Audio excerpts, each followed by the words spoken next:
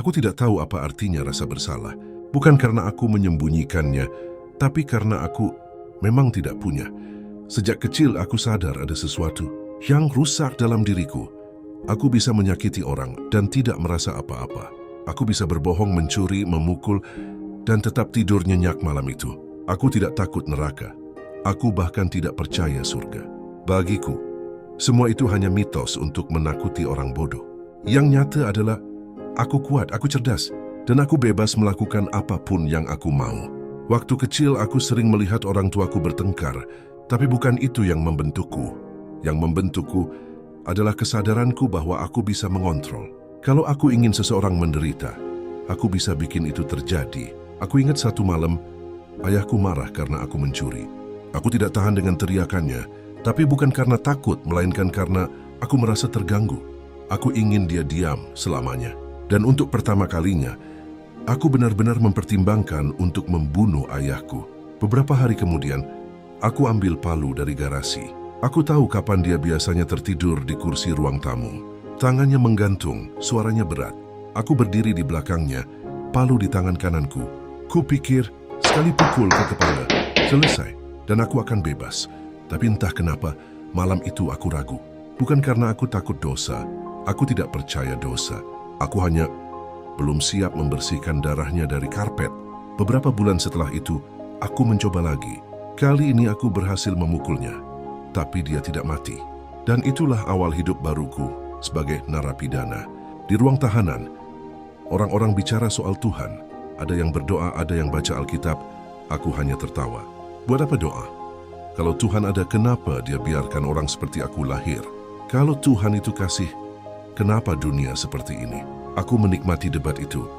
Bukan karena aku sedang mencari jawaban, tapi karena aku suka menghancurkan kepercayaan orang. Apalagi kalau itu membuat mereka menangis. Tapi suatu hari, aku ketemu seseorang yang tidak mudah dikalahkan. Namanya Randy. Dia juga narapidana. Tapi berbeda, tenang, jujur, dan anehnya dia bersinar. Dia tidak membantah argumenku dengan emosi. Dia hanya bertanya balik dengan sabar. Dan satu hari dia bilang ini, "David, kamu pintar, tapi kamu belum pernah benar-benar cari Tuhan. Kamu hanya cari alasan untuk menolaknya." Itu menusuk, karena untuk pertama kalinya, aku sadar dia benar. Aku mulai baca Injil, bukan karena percaya, tapi karena penasaran kenapa orang seperti Randy bisa punya damai. Dan makin aku baca, makin aku terganggu. Yesus tidak seperti tokoh agama lainnya. Dia tidak sekadar ajarkan moral.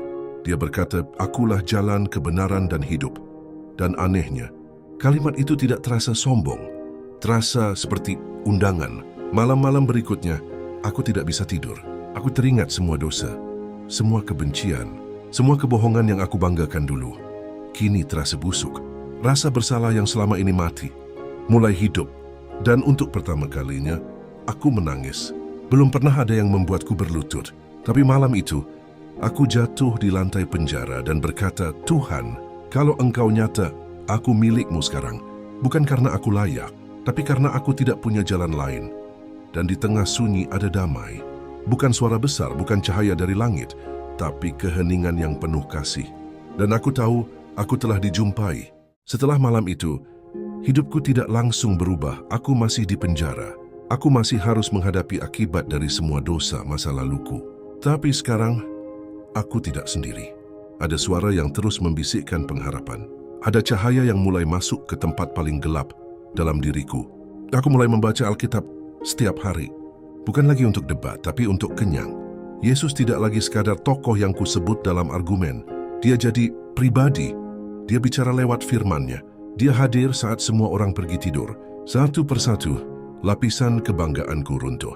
Semua identitas lama, si cerdas, si manipulatif, si dingin, tidak lagi membuatku bangga. Yang tersisa hanyalah seorang anak, yang akhirnya sadar, dia butuh Bapa. Dan untuk pertama kalinya, aku sadar, aku ini bukan cuma berdosa, aku rusak, dan aku perlu diselamatkan. Bukan didandanin, tapi dilahirkan kembali. Beberapa tahun setelah aku terima Kristus, aku dibebaskan dari penjara. Tapi saat aku keluar, aku tahu Tuhan tidak membebaskan aku hanya untuk jadi mantan napi baik-baik. Dia membebaskan aku untuk bertarung. Aku sadar Dunia ini penuh dengan orang-orang seperti aku dulu. Ateis intelektual, penuh amarah, penuh luka, penuh kesombongan, tapi kosong di dalam. Dan aku tahu mereka tidak akan tersentuh hanya lewat puisi atau slogan. Mereka perlu kebenaran yang tajam seperti pedang, tapi diucapkan oleh orang yang pernah berdarah. Karena pedang yang sama, aku mulai belajar filsafat logika, sejarah, bukan untuk jadi pintar, tapi untuk menjawab pertanyaan yang dulu aku sendiri ajukan. Tuhan memberiku pikiran tajam, sekarang kupakai untuknya. Tuhan memberiku lidah yang bisa menggugat, sekarang kupakai membelanya. Tuhan memberiku keberanian untuk menantang, sekarang aku tantang dunia deminya. Pelayanan apologetika bukan hal yang glamor. Banyak yang membenciku sekarang karena aku Kristen. Bahkan mantan teman-temanku menganggapku pengkhianat intelektual, tapi tidak apa-apa. Aku sudah berkhianat pada neraka. Dan itu adalah keputusan terbaik dalam hidupku. Hari ini aku mengajar, aku menulis. Aku menjawab pertanyaan dari orang yang tidak percaya Tuhan. Karena aku dulu adalah mereka, dan aku tahu di balik serangan mereka, seringkali ada hati yang remuk.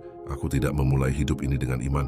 Aku memulainya dengan kemarahan, dengan keheningan nurani, dengan tangan yang hampir berlumuran darah ayahku sendiri. Tapi Tuhan tidak menunggu aku jadi bersih. Dia datang ke dalam kebusukanku dan berkata, aku bisa buat semua ini jadi baru. Dan dia menepati janjinya. Hari ini, aku tidak hidup tanpa dosa. Tapi aku hidup dalam terang. Aku tidak hidup tanpa luka. Tapi aku hidup dalam penyembuhan. Dan setiap hari, aku tetap takjub bahwa Tuhan mau menyentuh orang sekeras aku.